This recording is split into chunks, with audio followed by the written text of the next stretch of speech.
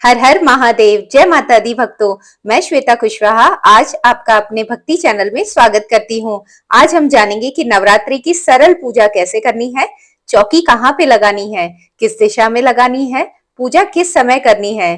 तो चलिए प्रारंभ करते हैं।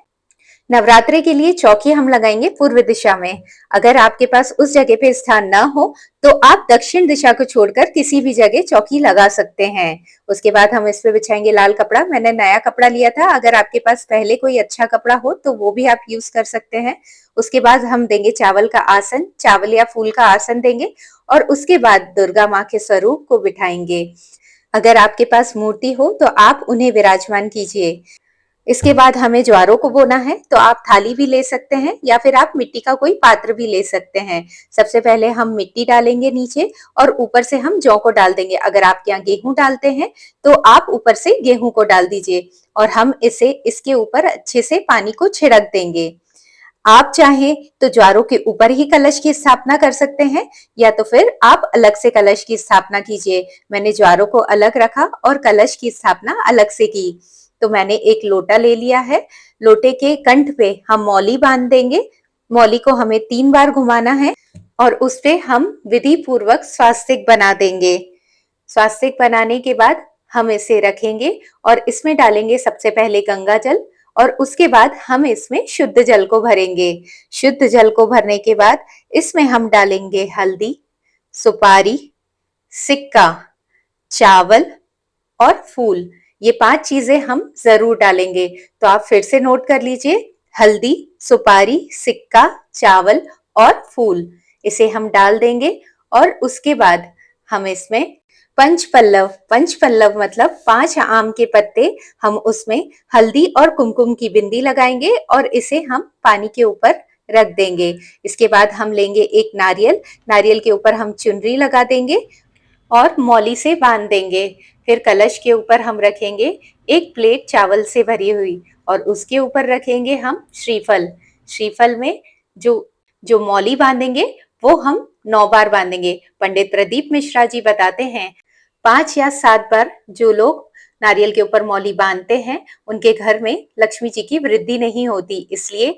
और अगर आप खड़ा नारियल रखते हैं तो नारियल का मुख ऊपर की तरफ होना चाहिए और अगर आप लिटा के रखते हैं तो नारियल का मुख साधक की तरफ, मतलब जो पूजा कर रहा है उसकी तरफ होना चाहिए।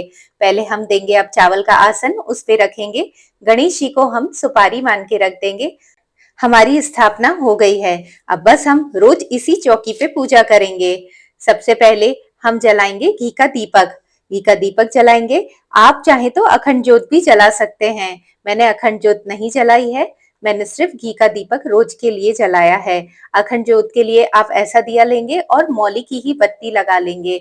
अगर आप तिल का तेल डालेंगे तो वो बहुत अच्छी तरीके से जलता है। मौली की ही आप लंबी सी बत्ती बना लीजिए और फिर इसी में ही तेल डालते जाइए और फिर आपके 9 दिनों तक अखंड ज्योत जला दीजिए। अब हम हाथ जोड़ के संकल्प करेंगे कि हे माता रानी, आज से 9 दिन के लिए मैं अपने घर में आपका पूजन आरती कर रही हूँ। मेरी प्रार्थना को स्वीकार करें। मुझसे या मेरे परिवार से कोई भी गलती हो तो उसे क्षमा करें। भाव रूप से अब हम जल के छींटे लगाएंगे, स्नान कराएंगे। पहले गणेश जी को, फिर देवी जी को, फिर कलश पे और सभी जगह हम जल के छींटे लगाएंगे। उसके बाद हम सबसे पहले लगाएंगे तिलक। हम माता जी को लाल रंग और सिंदूर बहुत प्रिय है, तो हम लाल रंग का सिंदूर का तिलक लगाएंगे माता जी को।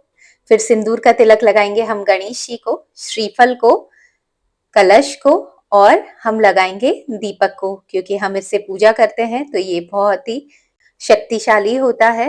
अब हम सबसे पहले गणेश जी को जनेऊ पहनाएंगे और वस्त्र के रूप में हम इन्हें कलावा पहनाएंगे। अब वस्त्र के रूप में माता रानी को हम चुनरी पहनाएंगे, चुनरी उड़ा देंगे। अगर आपके पास फोटो हो तो आप फोटो पे उड़ा दीजिए और अगर आपके पास फोटो नहीं हो तो आप देवी जी की मूर्ति पे भी उड़ा सकते हैं।